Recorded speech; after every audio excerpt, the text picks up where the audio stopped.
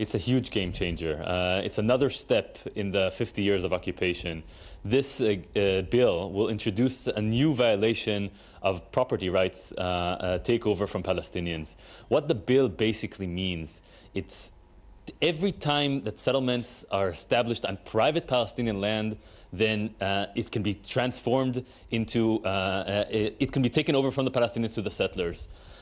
It's unprecedented in the history of the settlements, and unfortunately, it would also give a green light for the settler movement and for the leaders of the settler movement to continue this in the future. So not only is it retroactive legalization of thievery of private Palestinian lands, it's also a green light for continuous thievery in the future, that the settlers will know that whenever they take private Palestinian land, the government will approve it. There is a bill now that's approving it. This has never been done before.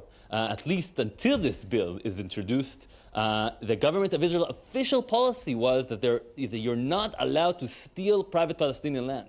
Now we have to understand what this bill is. This bill says directly, whenever settlers have established anything on private Palestinian land, then it becomes owned, transformed from Palestinian property to settler property. If it's with some level of government involvement in establishing the settlement, not if they just set up a caravan on any random hilltop, if I understand correctly. That's all, no, but all mobile homes are with some support of government. How so?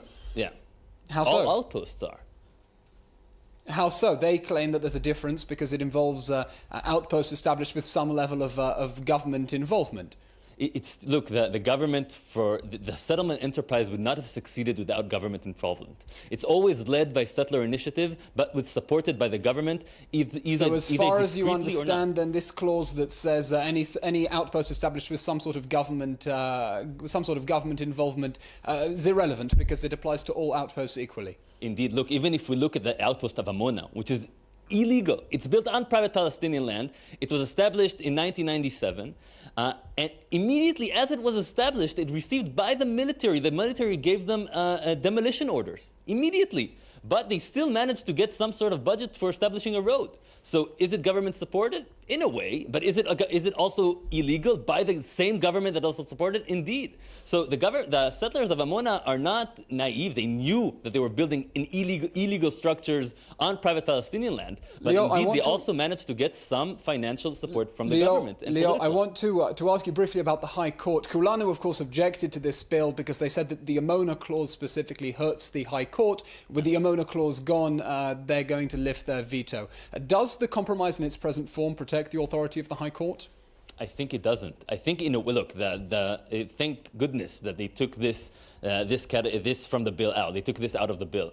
But it's still, this is a huge damage to the Supreme Court because there was a principle that the High Court respected.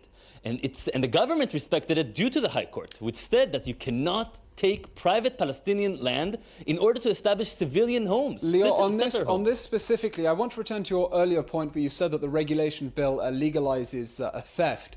The government is offering the Palestinian landowners 125% compensation or alternative land, very similar to the idea of eminent domain. Why is this unacceptable to your mind? Because the Palestinians are not part of these negotiations. What this means is that you can take Palestinian property from them without their consent and then force some sort of compensation. They're not part of the democratic game of Israel. They haven't voted for this parliament, nor they can oppose this sort of deal. And this sort of imposing of such a concept is not heard of in any way. Lior, as for the people who are part of the democratic process, there are some 4,000 Israeli families that, for whatever reason, are residing on private Palestinian land, thanks to some level of government involvement. What do you say to them? Look, I don't think that even without this bill, I don't think that tomorrow morning the government was going to demolish and evacuate 4,000 settler homes. I think that even in these homes, you can reach some sort of agreement, some sort of negotiations, but not imposing of anything. Now, this is what we have to understand. If we approve of these 4,000 homes unilaterally, without the Palestinian consent, without negotiations, that means that we're legalizing thievery by the government. And this is what this bill means. This is why the Attorney General is not approving it so far and is having difficulty approving it till now. This is why the entire, everybody's opposing it so much, because It means legalizing thievery from Palestinians who are not citizens and giving them to citizens of Israel who are Jewish. It's horrible, and it looks bad also for the image of Israel. Lior Amihai from Peace Now, thank you very much. Thank you.